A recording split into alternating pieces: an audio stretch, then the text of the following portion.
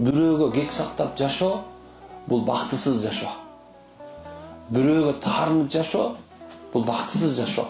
Чын. Азыркы заманда көп адамдар таарынган.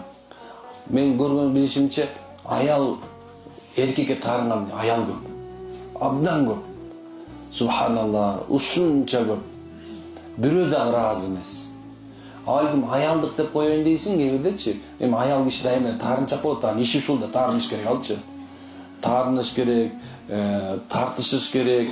Анан баягы кичине бирем болгон мезгилде күйөөсүнө кыйкырыш керек дегендей.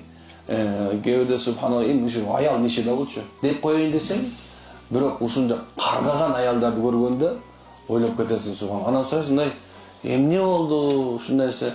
Сен субханалла ушунча жыл жашап жыргаткан жок мени. Ушунча жыл жашап мен ушу менен жыргалып көргөн жокмун. Аны мен башкача сүйлөшөсүң да. Анан сурап, көпүнө сурасаң, акырында кээ кызарган болот. Кээ жок дейт, жок. Мен аны өлүп калышын каалайм.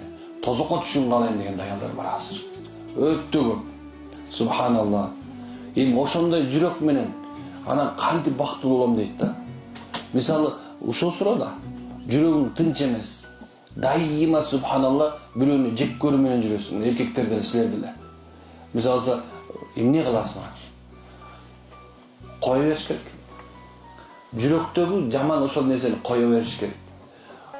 Аны сен баккан менен пайда жок. Ал сага деген башың опухоль эле чыгарат болду. Сен аны бага берсең, анын туалети бар.